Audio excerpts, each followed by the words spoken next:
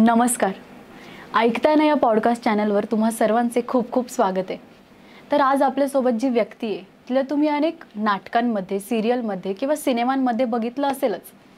अशी बिनधास्त आणि बेधडक म्हणजे आपल्या सर्वांची लाडकी प्रियांका तेंडुलकर.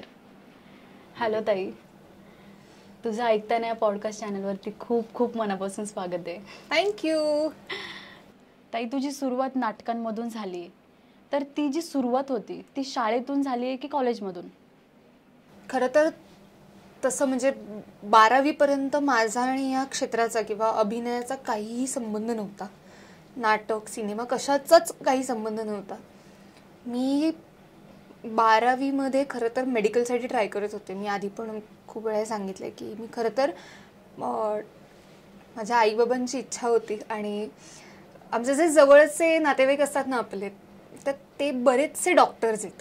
अच्छा. म्हणजे मला चुलत काका असू देत किंवा माझी आत्या असू देत किंवा असे खूप जण डॉक्टर्स आहेत. म्हणजे चुलत आजोबा जे आता नाही आहेत पण ते डॉक्टर होते. सो माझ्या आईबाबांसाठी सगळ्यात जवळचं क्षेत्र कुठलं असेल तर ते होतं मेडिकल. शिवाय माझे बाबा अनेक वर्ष KM हॉस्पिटलमध्ये मुंबईला कामाला होते, आताही आहेत. आणि त्याच्यामुळे त्यांनी सुद्धा जेव्हा ते बघायचे की KMच्या मेडिकल कॉलेजमधले स्टुडंट्स बघायचे तिकडचे कॅन्टीनचे, तर त्यालाही असं वाटायचं, मी बाबांना अरे तुरे म्हणते, सो त्यालाही असं वाटायचं की आपली मुलगी पण अशी यावी इकडे आणि इथे शिकायला असावी किंवा काय. आणि मलाही असं वाटत होतं की करायला हरकत नाही असं. सो म्हणून मी त्याच्यासाठी खरं तर प्रयत्न करत होते. पण मी कायम असं म्हणते की लाईफला तुम्हाला नेहमी सरप्राईजेस द्यायचे असतात आणि तुम्ही त्याच्यासाठी कायम ओपन राहायला हवं. आपण काय करतो, आपण आहे ना आपलं आयुष्य असं साचेबंद करून ठेवतो. मी आता पुढच्या वर्षी हे करणार, त्याच्या पुढच्या वर्षी हे करणार, 5 वर्षात माझ्याकडे गाडी असणार, त्याच्या 5 वर्षात माझं घर असणार, हे असणार, ते असणार, किंवा काही करिअर वाईज पण मी आता फक्त सिनेमेच करणार, मी आता सिरियल नाही करणार किंवा मी अमुक अमुक करणार. पण खरंच असं ठरवलेलं किती लोकांच्या आयुष्यात घडतं. बरोबर. तर मला असं वाटतं की माझ्या आयुष्यात तर कधीच घडणार नाही. तर मला समहाव आतून असं वाटलं की नाही, मला आणि मी हुशार नव्हते पण मी ढळी नव्हते. मी ॲव्हरेज अबाव ॲव्हरेज स्टुडंट होते. म्हणजे 80 नाही येणार, 90 नाही येणार, तर 85 वरती होते. आणि तुला मी सांगते 85 वाल्यांचं काहीच घडत नाही कधी कधी. कारण त्यांना ना मेडिकलमध्ये ऍडमिशन मिळत ना त्यांना आर्ट्सला जावं असं वाटत. मग त्यांचं असं होतं की आम्ही करायचं तरी काय करायचं. पण असं म्हणजे मी प्रयत्न केले असते तर मी कदाचित डॉक्टर झाले असते, पण तसं काही झालं नाही. मला काय म्हटलं की आपण काहीतरी वेगळं करायला हवं. आणि वेगळं म्हणून काय करायचं, तर मला आत्ताही माहित नाही की मी हे का ठरवलं इथे यायचं. मला खरंच नाही आठवत. म्हणजे एखादी आपल्याला माहितीये की तो एक दिवस असतो किंवा तो एक विचार असतो जो आपल्या मेमरीतून कट ऑफ होऊन जातो आणि आपल्याला नाही माहित की तो आपण हा निर्णय कधी आणि कुठला विचार करून घेतला, पण तो घेतला गेला. आणि तेव्हा मी म्हटलं की मला काहीतरी वेगळं करायचंय. मला ना बहुतेक असं ऍक्टिंग वगैरे काहीतरी करायचंय किंवा ह्या क्षेत्रात काहीतरी करायचंय. तेव्हा मी साठे कॉलेजमध्ये 11वी-12वी केलंय आणि मी सायन्समध्ये होते. तर मी आईला म्हटलं मी आता साठे कॉलेजचा जो नाटकाचा ग्रुप आहे तर त्याच्यात मी आता जॉईन करणार आणि मी नाटकातून कामं करणार किंवा मी जॉईन करणार थिएटर ग्रुप. मला माहिती आहे मी नाटकातून काम करत, कारण मी त्याआधी कधीच स्टेजवरती उभी राहिले नव्हते. म्हणजे मी ती मुलं असतात ना जे असे असतात की मला कोणी बघू नका, मला काही प्रश्न विचारू नका, मला अप्रिशिएटही करू नका, असे टाळ्याही वाजवू नका. मी इतकी इंट्रोवर्ट आणि मी असे होते संपला एकदाचा तास, नको ती शाळा आणि नको ते काही, इतकी इंट्रोवर्ट पर्सन. आणि समोर मला असं वाटलं की आपण काहीतरी वेगळं करायला पाहिजे. आणि मी म्हणून ते म्हटलं. पण माझी आई खूप स्ट्रॉंगली या गोष्टीला बिलीव्ह करते की आपण आता तू सायन्स घेतलंस ना तर 12वी व्यवस्थित पास हो. तिला समोर भीती होती की अरे समजा मी नाटकातून कामं करायला लागले तर माझं कदाचित सायन्सकडे दुर्लक्ष होईल. आणि तिच्यासाठी पण तो शॉकच होता. म्हणजे आपली मुलगी साधी कधी स्टेजवरती, मी बक्षीस घ्यायलाही कधी गेले नव्हते ग, म्हणजे तेही कधी नव्हतं झालं आयुष्यात. तर अचानक काय हे काय वेगळं आहे. आणि आमच्या फॅमिलीत खूप पिढ्यांमध्ये कोणी असं काही केलेलं नाहीये. एकतर गव्हर्नमेंट जॉब करणारे आहेत किंवा मग दुसरं काय तर मग एक डॉक्टर्स आहेत, काही इंजिनियर्स असतील.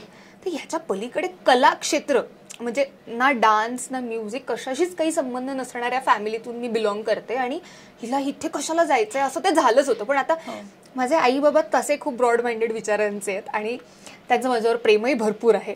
त्यामुळे त्यांनी मला असा तोंडावर नकार न देता माझ्या आईनं सांगितलं की ठीक आहे, तुला शिकायचंय ना, म्हणजे तुला करायचंय ना, तर तू त्यात प्रॉपर शिक्षण घे. बरोबर. असं नको की तू BSc करणार, MSc करणार आणि मग नंतर तू परत इथे स्ट्रगल करणार. तर कारण काहीच एक्सपिरियन्स नसल्यामुळे तुला उद्या तू उभी पण कशी राहणार लोकांसमोर. तुला करायचं असेल तर त्यात प्रॉपर शिक्षण घे. मग माझ्या आईनेच ललित कला केंद्र शोधून काढलं. म्हणजे तिने मुक्ता बर्वेचा इंटरव्ह्यू पाहिला होता आणि तिने त्याच्यात सांगितलं होतं की ती ललित कला केंद्राची स्टुडंट आहे. आळेकरांबद्दल सांगितलं होतं. तर तेव्हा तिला लक्षात आलं. मग आम्ही मुंबई युनिव्हर्सिटीसाठी ट्राय केलं, पण तिथे पोस्ट ग्रॅज्युएशन आहे, ग्रॅज्युएशन नाही आहे आणि मला 12वी नंतर करायचं होतं. सो मग फायनली मी ललित कला केंद्रात लँड झाले. ओके. सो अशी ती सुरुवात झाली. म्हणजे अजूनही मला माहित नाही की मी कशी आणि का आले, पण मी आले. मुंबईसारख्या धावपळीच्या जीवनात जेव्हा आपण एखाद्या करिअरला सुरुवात करतो तर काय चॅलेंजिंग आहे असं तुला वाटतं? आता मुंबई मला धावपळीची वाटत नाही, कारण माझा जन्म मुंबईचा आहे आणि मला लहान असल्यापासून त्याची इतकी सवय झाली होती. कारण आम्ही राहायचो मालाडला आणि मालाड आहे त्याच्यानंतर गोरेगाव, आणि माझी शाळा म्हणजे मी नर्सरीला रमाबाईमध्ये होते पार्ल्याला आणि मग पार्ले टिळक आणि मग साठे कॉलेज. म्हणजे मला वाटतं नर्सरीपासून ते मी 12वी पर्यंत रोज ट्रेननी ट्रॅव्हल करायचे, अगदी नर्सरीपासून. हो, म्हणजे माझी आई मला आधी सोडायला यायची, मग बाबा सोडायला यायला लागले शाळेत, नंतर मग जमायला लागलं मी एकटी जायला लागले. पण त्या प्रवासाची इतकी सवय झाली होती, इतकी सवय आहे की तो एक रुटीन. म्हणजे आज जसं जॉब करतात लोक, म्हणजे किती वर्ष झाली नाही म्हटलं तरी ती 12 आणि ही 3 वर्ष, 15 वर्ष मी असा प्रवास केलाय. सो आणि मला असं वाटतं की मुंबईकरांना कधीच मुंबईची लाईफ फास्ट नाही वाटणार, जसं गावाकडच्या लोकांना त्यांची लाईफ कधी स्लो नाही वाटणार. ती त्यांच्या आता ते रक्तात आलेलं असतं. पण मला असं वाटतं की मी जेव्हा, म्हणजे आमचं एक घर आहे छोटंसं गावी कोलाडला, तर तिथे गेल्यावरती असं वाटतं की बापरे, इथे लोक रात्री 9लाच लाईट्स वगैरे बंद करून काय करतात इतका वेळ, किंवा इतकं काय किती शांत आहे किंवा काय. तर तो शांतपणा ना 2 दिवस छान वाटतो, त्यातले ते 3 दिवस छान वाटतो. 4थ्या दिवशी वाटतं की काय करायचं आपण इथे, आपण जाऊया आता मुंबईला. वाटताना जेव्हा मी ते घर बांधलं होतं, आमच्या स्वप्नाचं घर होतं ते, आणि जेव्हा मी ते बांधलं तेव्हा वाटलं की अरे मी तर आता आठवडा तिकडेच जाणार. मला तर वाटतंय मी अजून काही वर्षांनी रिटायर होऊन तिकडेच राहणार की काय. पण असं नाही होत, कारण तुम्हाला त्याची सवय झालेली असते त्या स्पीडची, त्या गोष्टींची. आणि मला असं वाटतं की काही फास्ट वगैरे काही नसते मुंबईत. काही स्ट्रगल हा तुमच्यावरती डिपेंड करतो. अदरवाईज मुंबईत पैसे कमवणं फार अवघड नाहीये. फक्त तुम्ही जर असं ठेवलंच की नाही मी हेच काम करणार, मी तेच काम करणार आणि ह्यातूनच पैसे कमवणार, तर मग अवघड जाऊ शकतं. पण अदरवाईज पैसे कमवणं अवघड नाहीये, खूप काम आहे, मेहनत खूप करावी लागते, आणि जे मेहनत करायला तयार होतील त्यांना ते काहीच अशक्य नाहीये. मुंबईत तर सर्वाइव्ह कुणीही आरामात करू शकतो. वा.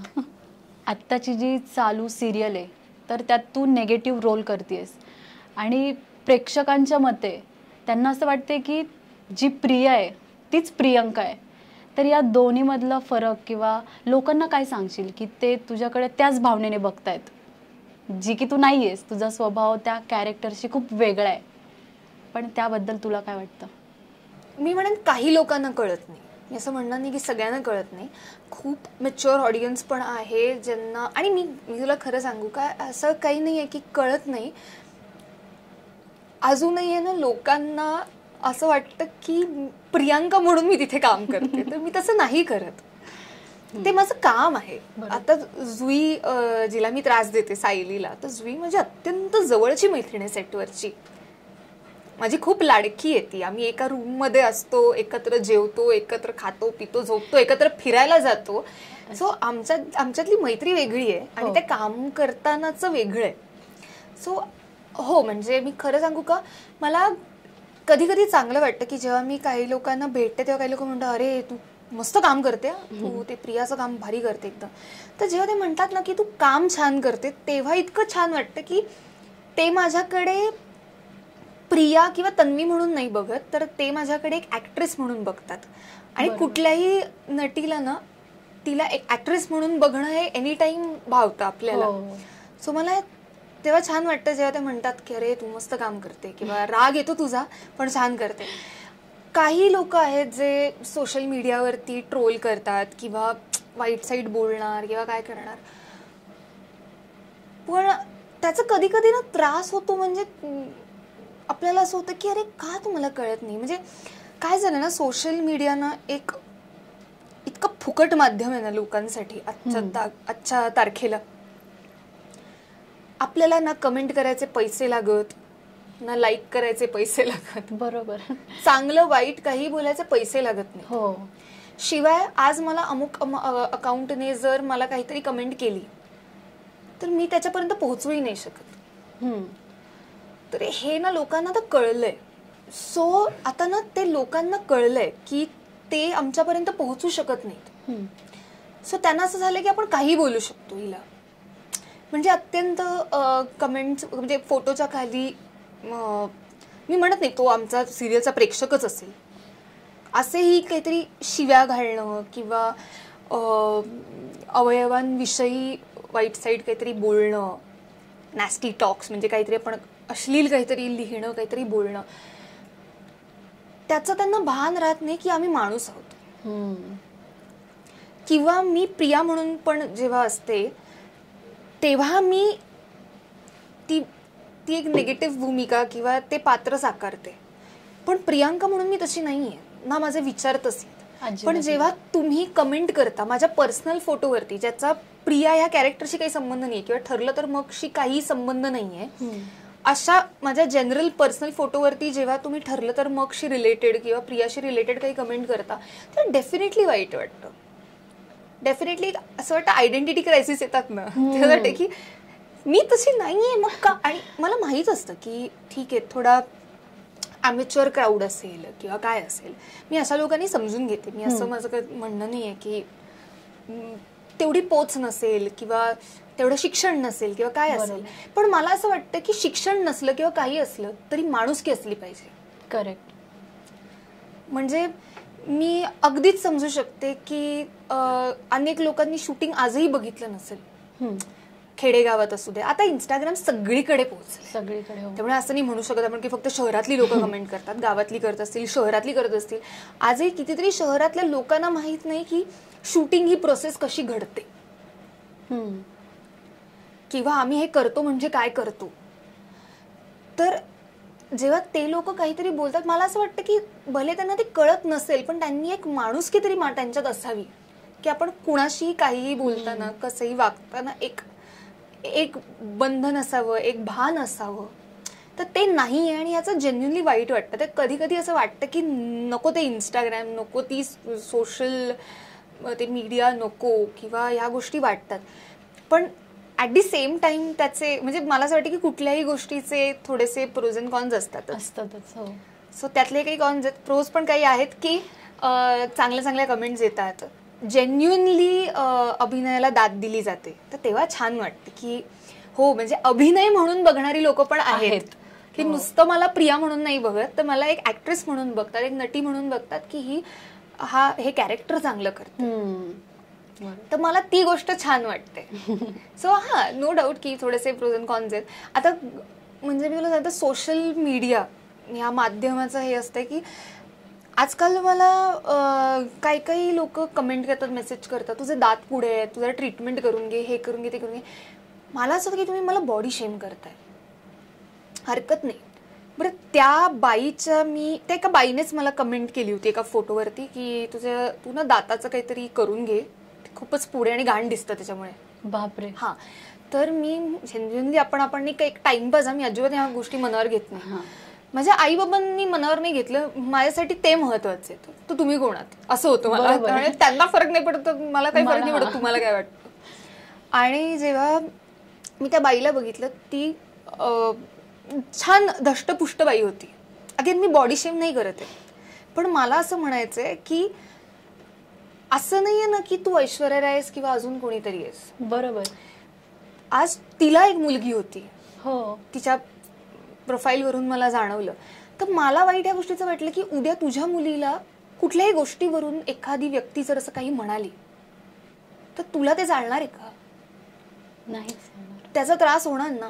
हो. तर ही जी माणुसकी आहे ना, की ह्याचं जे भान आहे तर ते असलं पाहिजे असं मला वाटतं. आणि बघ, मी ह्या गोष्टीच्या अगेन्स्ट नाहीये. ब्युटी सर्जरीज करणं किंवा काय करणं मी ह्याच्या अगेन्स्ट नाहीये. मी डेंटिस्टकडे जाऊन आले, मी विचारलं की माझे दात पुढे आहेत तर मी काय करू याच्यासाठी. तर ते अगं मला छान दिसायचंय, का नाही दिसणार मी छान. मला या गोष्टीचा काही अभिमान नाही बाळगायचा की मी सुंदर दिसते. मी नसे नाही सुंदर, मी ऍव्हरेज दिसणारी मुलगी आहे. पण चल, मला काय वाटतं की चल हे दात पुढे आहेत का, सगळे बोलतात, आपण विचारून बघूया. पण काही त्याला काही मेडिकलमध्ये काही रिझनिंग आहेत की मला वाटत नाही की मी आता त्या गोष्टी कराव्या, की बाबा माझे खरे दात पाडून मी खोटे दात करून स्माइल करेक्ट करावी. तर इतकी मला आत्ता गरज वाटत नाही. आत्ता मला असं वाटतं प्रियंका म्हणून की मी माझ्या अभिनयावरती काम केलं पाहिजे, माझ्या ह्या स्किल्सवरती काम केलं पाहिजे, जेणेकरून माझं काम बघताना कोणाचंच लक्ष माझ्या दातांकडे जाऊ नये. बरोबर, खरं की कोणाचंच लक्ष माझ्या दातांकडे जाता कामा नये असा माझा सध्या तरी हेतू आहे किंवा हे माझे विचार आहेत. मी असं नाही म्हणणार की मी कधी गेलेच नाहीये, खोटं नाही बोलणार, पण डेफिनेटली या गोष्टींचा त्रास होतो. फुलपाखरू या सिरियलमध्ये जेव्हा तू काम करत होतीस आणि अचानक एक प्रसिद्धी निर्माण झाली किंवा तुला लोक खूप ओळखायला लागले, माणूस जेव्हा प्रसिद्धीच्या झोकात येतो तेव्हा लोकांना आवडायला लागतो, तर तो अनुभव कसा होता तुझा? म्हणजे खरं सांगू का, तसं काही करायचं असं माझं कधी ठरलं नव्हतं. म्हणजे मालिकांकडे वळायचं असं माझं कधी ठरलं नव्हतं. मी जेव्हा ललितमधून पासआउट झाले तेव्हा मला नाटकातूनच कामं करायची होती. रॅदर मला प्रायोगिक नाटकांमधून जास्त कामं करायची होती, की आपण वेगळे एक्सपेरिमेंट्स करायला हवेत, वेगळ्या गोष्टी अनुभवायला हव्यात, ह्या नोटवरती मी होते. पण अगेन लाईफला आपल्याला सरप्राईजेस द्यायचे असतात आणि तो आपल्याला जिथे जसं घेऊन जाईल तसं आपण जावं. सो मी जेव्हा सिरियल्समध्ये आले, मग मी जय मल्हार केली किंवा त्याच्यानंतर नाटकातून सिरियल्समध्ये आले, तेव्हा मला वाटतं फुलपाखरू हे पहिलं प्रोजेक्ट होतं ज्यात तसं म्हणायला गेलं तर बँग ऑन यश मिळालं आम्हाला सगळ्यांनाच. आमची जी काही एक कॉलेज गँग होती किंवा लीड्स होते, तर आम्हाला सगळ्यांनाच एक अनएक्सपेक्टेड यश मिळालं. त्याचा आम्हालाही माहित नव्हतं की हे कधी झालं, कसं झालं. की कॉलेज गोईंग क्राऊड मध्ये भयंकर क्रेज होतं त्या सिरियलचं असू देत, आमच्या कॅरेक्टर्सचं असू देत.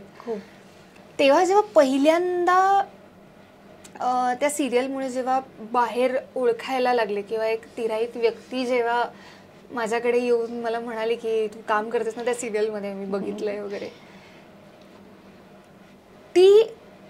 ती गोष्ट मी कधीच नाही विसरू शकत. म्हणजे ती जी भावना असते, मला तर आठवत नाही की पहिलं कोणी मला विचारलं असेल किंवा पहिलं कोणी हे केलं असेल, किंवा नातेवाईकांचे फोन आई बाबांना येणं की अरे, कारण माझं कुठलंही प्रोजेक्ट येणार असेल तर मी कधीच शेअर नाही करत कुणासोबतच.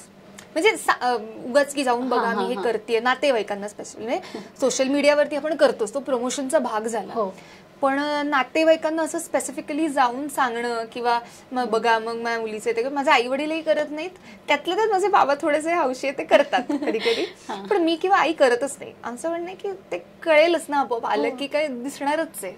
आणि सांगून बघितलं तर काय मजा आहे, नाही बरोबर, नातेवाईकांना सरप्राईज. त्यांनी असं अरे ही कशी काय. तर मला असं वाटतं की मी त्यांचे फोन्स येणं किंवा ते फुलपाखरूनंतर जेव्हा सुरू झालं तेव्हा एक वेगळी फिलिंग येते. कारण तोपर्यंत मला असं वाटतं की फक्त माझ्या ओळखीच्या, म्हणजे माझे जे ओळखीचे लोक होते तेच मला ओळखत होते. किंवा आज आपण जेव्हा जातो आधी, म्हणजे म्हणतो ना की एक वन सडन डे आपण म्हणतो ना की अचानक एके दिवशी काय झाले, तर ते त्याच्या आधीपर्यंत मला कोणी परक व्यक्ती ओळखत नव्हतं आणि अचानक सगळेजण ओळखायला लागले. तर ती एक फिलिंग वेगळी असते की आपण त्यांना ओळखत नसतो पण ते आपल्याला ओळखत असतात. म्हणजे तुला सांगते, तेव्हा ना काही लोक यायचे ओळखलात का, ओळखलं? मला असं व्हायचं की आता काय माहिती कोण आहेत, आईची मैत्रीण का बाबांचे मित्र, काय कोण आहेत नक्की, ओळखलं? म्हटलं नाही हो सॉरी, ही बघते ना रोज तुमची सिरियल. म्हटलं अच्छा. म्हणजे त्यांना ती गोष्ट जाणवली नाही तेव्हा की मला ते नाही दिसत ते जेव्हा मला बघतात तेव्हा. पण अगेन बघ आता बघ इथे ना, इथे खूप साधी माणसं आहेत की ज्यांना हा प्रश्न पडतो की तुम्ही मला ओळखलत का, मी रोज तुमची सिरियल बघते. पण त्याच्यात एक माणूस की त्याच्यात एक गोडवा आहे. आणि मला असं वाटतं की हा ना प्रेक्षकांमध्ये सस्टेन राहायला पाहिजे. आणि असे प्रेक्षक आमच्यापर्यंत यायला हवे जेणेकरून आम्हाला छान वाटेल की अरे बाबा आम्ही एका छान प्रेक्षकांसमोर परफॉर्म करतोय. अशा साध्या प्रेक्षकांची पण खूप गंमत वाटते. म्हणजे मला अजिबात त्यांच्यावर हसायचं नाही, पण छान वाटलं मला की अरे आपल्याला बघतात आणि त्यांना वाटतं की आपणही त्यांना बघतोय की काय. मध्ये तुझी सिरियल आली होती तेव्हा तू मुख्य भूमिका साकारली होती, पण त्यानंतर मुख्य भूमिकेत कोणती तरी वेगळीच अभिनेत्री आम्हाला दिसली. पण मग कलाकारासाठी एक ती वेळ येते, त्यानंतर त्याला कामच नसतं, म्हणजे काहीच काम दिलं जात नाही किंवा त्याच्याकडे काही कामच नसतं. तर अशी जी स्टेज येते त्याला फेस कसं करते किंवा कसं केलंय तू, कारण तुला एक्सपिरियन्स आहे त्याचा. आणि सो मला असं वाटतं की ऍक्टर म्हणून किंवा या क्षेत्रात काम करणारे कुणीही फॉर दॅट मॅटर, जास्त करून ऍक्टर्स, दिग्दर्शक किंवा लेखक ही जी फळे, कारण मला असं वाटतं की जे कॅमेराच्या मागचे DOPs असू देत किंवा बाकीचा क्रू असतो त्यांना तरी अपॉर्च्युनिटीज थोड्या जास्त असतात. ही नाही हे काम नाही तर ते काम, ते काम नाही तर ते काम वगैरे होत राहतं अनलेस अँटिल तुमचं काम चांगलं असेल. पण ऍक्टर्स, डिरेक्टर्स असू देत किंवा फॉर दॅट मॅटर लेखक असू देत, यांच्या आयुष्यात असा एक काळ येतोच जेव्हा त्यांच्याकडे काम नसतं.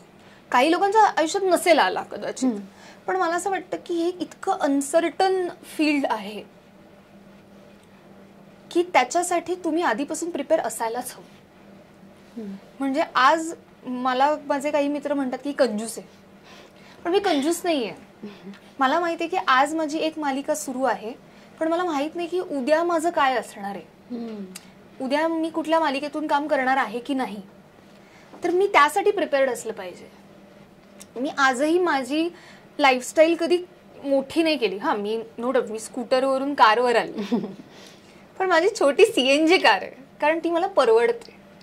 मला माहिती आहे की पेट्रोल कार मी घेतली, मी आजही घेऊ शकते, मी आजही पेट्रोलही अफोर्ड करू शकते देवाच्या दयेनं. पण मला माहित नाही की उद्या हे काम गेल्यावरती मग मला कार कडून कुठेतरी असंच फिरायला जायचं असेल तर माझ्या मनात हा विचार येता का म्हणे बापरे एवढं जायचंय, आता एवढा खर्च होणार पेट्रोलचा, त्याच्या मला CNG परवडते. बसा कारमध्ये आणि निघा.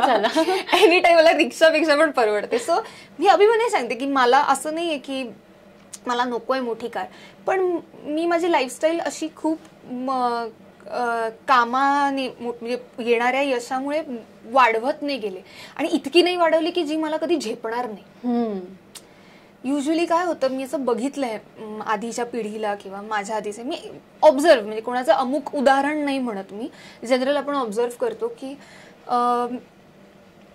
इतका खर्च वाढतो, इतका स्वतःवरती पैसा वापरला जातो नटांकडून किंवा ह्या असं आमच्या क्षेत्रातल्या लोकांकडून की एका वेळ नंतर जेव्हा त्यांच्याकडे पैसा नसतो तेव्हा त्यांना तुझे ते जे ट्रान्झिशन आहे ते त्यांना बेअरच नाही करता येत. ते सहनच होत नाही की आता आपल्याकडे काम नाही, आपल्याकडे पैसे नाही, तर आता करायचं काय. सो ती गोष्ट आपल्याकडे येऊ नये की आज मी जे खाते, आज मी जे जगते, आज मी जे कपडे घालते, ज्या ब्रँडचे घालते, ते उद्या माझ्याकडे पुढचे 5 वर्ष जरी काम नसेल तरी मी ते घालू शकेन. अशी लाईफस्टाईल मला वाटतं की ती असावी. आणि हे याची देण मला वाटतं माझ्या आईकडून आली आहे, कारण माझ्या आईचे हे विचार आहेत की आपण उगाच आवाजा सवा वाढत. मी आजही बसने ट्रॅव्हल करते, स्कार्फ बांधून, ते डोळ्यांनी ओळखतात की जाऊ दे ठीक आहे ओळखू दे, त्यात काय आहे, त्यात मला की कमीपणा नाही वाटत की मी बसने ट्रॅव्हल करते. कशाला, माझ्याकडून माझ्या घरातून स्टेशनला जायला रिक्षाने नाही म्हटलं तरी 70-80 रुपये होतात आणि बसने मी फक्त 5 किंवा 6 रुपयात पोहोचते. Non AC 5, AC 6. मग का जाऊ नये, मी का वरचे 60-70 रुपये वाचवू नये असं मला जेन्युनली वाटतं. हा 60-70 रुपयाने मी बंगला नाही बांधणार आहे, बट स्टील मला उद्याचं काम नसेल तेव्हाही मी सस्टेन करू शकेन ती गोष्ट. त्याच गोष्टी आणि पुढे हा तीच गोष्ट करू शकेन. सो एक तर ते की आलेला पैसा जपून ठेवणं, असं नाहीये की नटाकडे पैसा येत नाही. काम आलं ना की पैसा येतोच, आणि नटाकडेच काय कुणाकडेही. फक्त तो तुम्ही कसा करेक्ट सेव्ह करताना ह्याच्यावरती तुमचं फ्युचर अवलंबून असतो. कसा इन्व्हेस्ट करता, कसा सेव्ह करता. सो ते मी चोख केलं होतं, आजही करते. तेव्हा काही चुका झाल्याही असतील माझ्या फायनान्शियली माझ्याकडून, पण त्या मला असं वाटतं की मी परत रिपीट नाही केल्या. आणि हे तर फायनान्शियल बाजू झाली. दुसरी बाजू आली होती तेव्हा ती म्हणजे वेळ. की जेव्हा आपण घरी असतो आणि 24 तास घरी असतो तेव्हा काय करायचं, ते मला अजूनही कळलेलं नाही काय करायचं. तर मी आपला स्वयंपाक करायचे. कारण सकाळी नाश्ता करायचा असतो, दुपारी स्वयंपाक करायचा असतो, रात्रीचा स्वयंपाक करायचा असतो, मध्ये काय आपल्याला कॉफी घ्यायची असते, तर त्यात वेळ जातो. पण मला असं वाटतं की तेव्हा स्ट्रेस इतका होता की आज मी जेव्हा मागे वळून बघते तेव्हा मला वाटतं की अरे नाही, इतका स्ट्रेस घ्यायची काही गरज नव्हती. थोडंसं मॅच्युअरली हँडल करायला हवं होतं, थोडं वाचन करायला हवं होतं, जे मी केलं नाही. कारण ही अशी स्टेज येते ना जेव्हा असं वाटतं वाचायलाही नकोय, काहीच बघायचं नाहीये, काही करायचं नाहीये, फक्त काम हवंय. ती मॅच्युरिटी तेव्हा नसते की आपल्याला आज मला माहितीये की आज मला काम आलं माझ्याकडे आणि छान काम आलंय, पण तेव्हा माहित नव्हतं की हे काम येणार आहे की नाही. सो तेव्हा हँडल करताना डेफिनेटली काही चुका झाल्या माझ्याकडून, स्ट्रेस लेवलवरती असतील.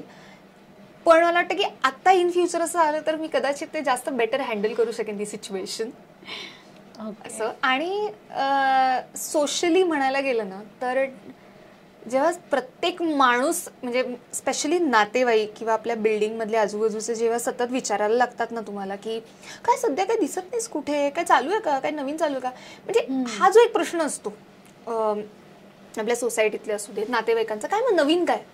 मी एक नाटक करतेय, मी एक सिरियल करतेय, जे माझे म्हणजे महिन्याला 30च दिवस असतात महिन्यात, त्याच्यातून माझे काही प्रयोग आणि सिरियलच्या तारखा अशा पकडून माझ्याकडे हार्डली काही दिवस उरतात, जेही माझी श्युरिटी नसते की कुठल्या तारखा मी फ्री असेल.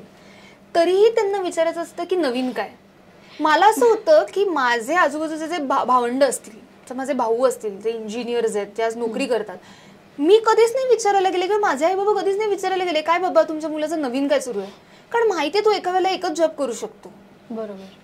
सो ही जी गोष्ट आहे ना की मग नवीन काय, मग काही नाही तेच चालू आहे. मग तेच म्हणजे तुमचा मुलगा किती वर्ष एकच जॉब करतोय, हो ना, मग मी का 2 वर्ष एक सिरियल करू नये. आणि हे जे आहे ना म्हणजे हे कधीच बदलणार नाही. हे काय मग नवीन काय, काय मग नवीन काय. काही लोक खूप जेन्युइनली विचारतात की अरे नवीन काही असेल तर सांगा, हो आम्ही येऊ बघायला किंवा आम्ही बघू. काही लोक फक्त टोमण्यांनी विचारतात, ते मुद्दाम केलं जातं. काय मग नवीन काय, काय नवीन काय करणार आहे, माझ्याकडे नाही इथे काही वेळ काय करायला, कसं करू. हो म्हणजे कुठल्याच गोष्टीला इथे वेळ नाहीये, तर तुम्ही काय विचारता काय नवीन वगैरे, काही नवीन नाहीये. बरं हे एक नाटक सुरू आहे माझं, ते येत आहे का बघायला. सो माझ्या आई बाबांनी मला कधी फोर्स नाही केलं की तू अमुक कुठल्या तरी फॅमिली फंक्शनला यायलाच पाहिजे, साखरपुडा आहे, लग्न आहे, बारसं आहे, असं काही नाही. माझ्या आई म्हणे की कशाला तिकडे येऊन तुला लोक विचारणार की काय चालू आहे, कशालाही उत्तरं द्यायचे. म्हणजे माझ्या आई बाबांनी मला असं वाटतं की माझा हा स्ट्रगल खूप मॅच्युअरली हँडल केला, जो कदाचित मलाही जमला नसता. म्हणजे मला छान या गोष्टीचं वाटतं की आपण असं म्हणतो की काम नाही आहे किंवा काय आहे. खूप लोकांना घरातून खूप प्रेशर असतो, कारण बघ प्रत्येकाची घरातली परिस्थिती, म्हणजे मी काही श्रीमंत घरातली नाहीये, पण नशिबाने माझ्या बाबांचा BMCचा जॉब असू देत, म्हणजे गव्हर्नमेंट सर्वंट असल्या कारणाने फार पैसा नाही, पण एक जो काही मोजका पैसा होता तो दर महिन्याला येत होता. सो त्याच्यामुळे आमच्या आधी कधी अशी परिस्थिती नाही आली की आता जेवायलाच काही नाहीये. एवढं खूप काहीतरी फॅन्सी जेवण नाही मिळणार, पण काय वरण भात तर मिळेल ना. हो ते मिळत होतं, बटाट्याची भाजी वरण भात हे मिळतंय ना. तर तशी कधी परिस्थिती आली नाही. उगाच कशाला नाही तर असं काहीतरी खोटं काहीतरी सांगा की काय दिवस काढलेत, कसे काढलेत वगैरे, असं काही. जेन्युइनली अत्यंत मिडल क्लास फॅमिलीतून बिलॉंग करते मी, त्यामुळे तसेच दिवस काढले. फार असे काही गरिबीचेच दिवस आले असं नाही. अर्थात माझ्या आईबाबांच्याही स्ट्रगलमध्ये थोडे पुढे मागे उतार चढाव सगळे येत होते, आणि ते त्यांनी ते फेस केल्यामुळे ते मला घेऊन इतके पॉझिटिव्ह होते की माझ्या बाबांनी, आता मी कदाचित ललितमध्ये जाण्याचा जो निर्णय घेतला तो मी घेतला 2012 साली 12वीत असताना. म्हणजे तिथपासून ते आत्तापर्यंत मला कधीच बाबांनी विचारलं नाही जेव्हा मी घरी होते की काय तुझं काय होणार, काय करणार आहेस का पुढे, काय कधी होणार, कधी घडणार तुझ्या आयुष्यात काहीतरी. कधीच नाही, कधीच नाही. म्हणजे मग अगदी लग्नाला घेऊन सुद्धा माझे आई बाबा इतके पॉझिटिव्ह आहेत की माझ्या आईचं असं छान वाक्य आहे की लग्नाचा काळ आहे ना हा मोठा नसला तरी चालेल पण तो जितका असेल तितका छान असावा. म्हणजे तू लग्न तुझ्या काय म्हणतो त्याला तुझे 50 वर्ष वेडिंग अॅनिव्हर्सरीज नको साजरी करूस, ती 30 वर्ष कर पण जी करशील ती छान करशील असं बघ. सो मला असं वाटतं की माझे आई बाबा खूप शिकलेले नाही आहेत किंवा खूप असे काहीतरी मॉडर्नच आहेत किंवा असे नाही आहेत, पण माझे आई बाबा थोडे मॅच्युअर आहेत आणि मला वाटतं की ती मॅच्युरिटी मला असं वाटतं की ती माझ्यात आली आहे, जेवढी काही आली आहे तेवढी आहे. मी प्रयत्न करते अर्थात पण ती तिथून आली.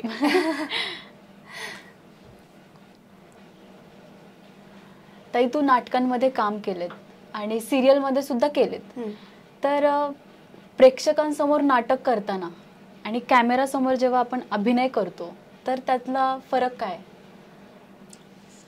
मला असं वाटतं की म्हणजे हा माझा म्हणजे खरं तर खूप फरक आहे, दोन्ही माध्यमांमध्ये भयंकर फरक आहे, पण तो मीडियमचा फरक झाला. मला असं वाटतं की ऍक्टर म्हणून मला ते इतकं काही टफ गेलं नाही. म्हणजे नाही, आधी मी नाटक करत होते, मग मी कॅमेरा या माध्यमात आले तेव्हा एक स्विच, आणि आता कॅमेऱ्यातून परत नाटकात जो स्विच आलाय, तर मला असं वाटतं की मला त्याच्यात कुठेच काही अडचण नाही आली ऍक्टर म्हणून. कारण मला असं वाटतं की ते दिग्दर्शकाचं काम आहे. थिएट्रिकल माझं परफॉर्मन्स बसवणं आणि कॅमेरा समोरचा परफॉर्मन्स बसवणं, आणि माझे दोन्ही दिग्दर्शक खूप उत्तम असल्या कारणाने, खूप भारी आणि खूप कमाल असल्या कारणाने त्यांनी ते माझ्याकडून सहजतेने करून घेतलं. माझं काम काय होतं ते कॅरेक्टरचा सोल पकडणं. सो त्याचा मी प्रयत्न करते, आजही करते, दोन्हीकडे, दोन्ही माध्यमातून वेगळं काहीतरी शोधून काढणं, काहीतरी वेगळ्या रिएक्शन्स. कारण मलाच असं वाटतं की मी भयंकर चंचल आहे त्या बाबतीत, तर मला असं वाटतं की मीच कंटाळेन की काय काम करून करून, एकच पात्र करून करून. सो छोटे छोटे रिॲक्शन असू दे, मग ही जागा काढू का ती जागा काढू का, असं मी प्रयत्न करत असते, माझ्या दिग्दर्शकांना त्रास देत असते आजही. मला असं वाटतं की मला पर्सनली फार त्रास नाही झाला हे स्विच करताना, मीडियम स्विच करताना, कारण मला असं वाटतं मी कॅरेक्टरवरती फोकस केलं. ते कॅरेक्टर उत्तम होणं किंवा त्याच्या शेड्स जाणून घेणं, कळणं हे माझ्यासाठी जास्त महत्त्वाचं होतं. फॉर एक्झाम्पल इवन ठरलं तर मगची प्रिया साकारताना मला माहिती आहे की मी प्रियासारखी कधीच वागणार नाही, म्हणजे प्रियांका प्रियासारखी कधीच वागणार नाही. सो जर मी त्या कॅरेक्टरकडे आपुलकीने नाही बघितलं तर मी काहीच नाही करू शकणार. कारण कुठलंही कॅरेक्टर कितीही निगेटिव्ह असू दे, त्याला ते वाटत असं की तो बरोबर करतो. सो मी त्याच तत्वावरती की मला असं वाटतं की त्या कॅरेक्टरचा सोल महत्वाचा आहे, तर तो पकडण्याचा प्रयत्न मी मॅक्झिमम करते. म्हणजे असे माझे प्रयत्न असतात. ते होतं की नाही होत हे मला नाही माहिती, पण मी प्रयत्न करत राहते. ताई तू मुंबईमध्येच लहानाची मोठी झालीस, तुझं शिक्षण असू दे किंवा काय मुंबईतच झालंय, पण त्यानंतर तू पुण्यामध्ये ललित कला केंद्रात तुझं बाकीचं शिक्षण पूर्ण केलंस. तर मागे वळून पाहताना तो हा जो सगळा प्रवास होता तो कसा होता? आपण लेझिम खेळतो तेव्हा आपल्या पायाच्या मुवमेंट्स कशा असतात, एक पाय पुढे जातो, परत मागे येतो, परत पुढे जातो, परत मागे येतो, पण माणूस पुढे पुढे सरकतही असतो. हो. सो समहाव तसा होता की डेफिनेटली म्हणजे एक लीड मिळून मग परत एका बहिणीचं कॅरेक्टर करणं किंवा सेकंड लीड करणं, मग परत नेगेटिव्ह म्हणून काम करणं, हा प्रवास ना सोपा नव्हता डेफिनेटली. जर असं बघायला गेलं तर म्हणजे जेव्हा मी तो प्रवास करत होते तेव्हा तो सोपा नव्हता, पण आज मी जेव्हा त्याच्याकडे पाहते तर आता असं वाटतं की अरे ठीक आहे, सोपा होता, केलं की आपण एवढं सगळं. हो. मी कधीच लाईफमध्ये ठरवलं नव्हतं की मी काय करणार आहे, म्हणजे मी सिरियल करणार आहे, मी नाटक करणार आहे, किंवा हा नाटक करण्याची इच्छा होती जेव्हा मी पासआउट झाले, मी मग अशी म्हणाले तसं. पण डेफिनेटली कधी ठरवलं नव्हतं की मी फक्त ॲड्स करणार, मी फक्त फिल्म्स करणार, मी फक्त सिरियल करणार. मला असं होतं की माझ्याकडे माझ्यासाठी जे योग्य असेल ते माझ्याकडे काम यावं. मग ते कोणत्याही प्रकारचं असेल. हा असं नाही, मी काही कामांना नाही सुद्धा म्हटलेलं आहे, पण जे माझ्या तत्वात बसत नाही अशा कामांना मी नाही म्हटले, की नाही मी या रोलला न्यायच नाही देऊ शकणार, तर मी हा नको करायला, अशा ह्याला मी नाही म्हणाले. बट अदरवाईज जे जे काम मला पटलंय, आवडलंय, तर त्याला मी हो म्हणत गेले. ते करताना खूप त्रास झालाय. म्हणजे जेव्हा मी लीड करून जेव्हा मी परत एका बहिणीचं कॅरेक्टर करत होते, अत्यंत सपोर्टिंग कॅरेक्टर करत होते दुसऱ्या मालिकेत, तेव्हा म्हणजे मी रडले होते घरी की जेव्हा आलं तेव्हा. कारण खूप महिने काम नव्हतं, मग काम आलं ह्याचा आनंदही होता, पण ते काम आपल्याला जे हवंय ते नाहीये ह्याचं वाईटही वाटत होतं. पण अगेन माझा देवावरती खूप विश्वास आहे. म्हणजे मी कधीच कुठल्या सोशल मीडियाच्या प्लॅटफॉर्मवरून किंवा कुठल्या ह्याच्यातून मी आस्तिका का नास्तिक आहे ह्याच्याबद्दल कधी भाषण नाही करत, बिकॉज ते खूप डीप विषय आहेत आणि मला असं वाटतं ही माझी पर्सनल गोष्ट आहे. आणि प्रियंकाला आस्तिक किंवा नास्तिक कुठल्याही प्रेक्षकांनी स्वीकारावं अशी माझी इच्छा आहे. सो मला काही असं ग्रुप नाही करायचं आहे की मी या विचारांची, मी त्या विचारांची, असं नाही आहे. सो प्रियंकाला प्रत्येकाने एक्सेप्ट करावं, मग तो कुठलाही विचाराचा माणूस का असेना, नटी म्हणून अर्थात. सो माझा देवावरती भयंकर विश्वास आहे आणि मला कायम वाटत राहतं की कदाचित तेव्हा ते यश मला दिलं असतं, आज मला असं वाटतं, तर ते मी कदाचित हँडल नसते करू शकले. म्हणून कदाचित ते जे मागे येणं होतं ते तितकंच माझ्यासाठी गरजेचं होतं असं मला आज वाटतं. आणि आता भीती नाही वाटत आहे तितकी. आता असं वाटतं की उद्या नाही जरी काम आलं तरी आपण काही ना काहीतरी उत्तम करूच आयुष्यात, तर त्याची भीती नाही. म्हटलं ना, जसं मुंबईत काय पैसे कमावणं सोपं असतं का, एवढं काय अवघड नसतं. काय हे नाही तर ते काहीतरी करूच, काहीतरी करू. खूप खूप थँक्यू. म्हणजे खूप छान. आणि तुझा स्वभाव वगैरे, जशी तू नेगेटिव्ह भूमिका केली तशी तर अजिबात नाही, आम्हाला तरी कळलंय पर्सनली. थँक्यू. तुला भेटून खरंच खूप छान वाटलं. मला सुद्धा खूप छान वाटतंय. तर ऐकताय ना? ऐकतोय. थँक्यू सो मच मला इथे बोलवल्याबद्दल. आणि मला खूप मजा आली तुझ्याशी गप्पा मारताना. आणि असेच आपण पुढे गप्पा मारत राहू अशी आशा करते. नक्कीच. थँक्यू. तर ऐकताय ना?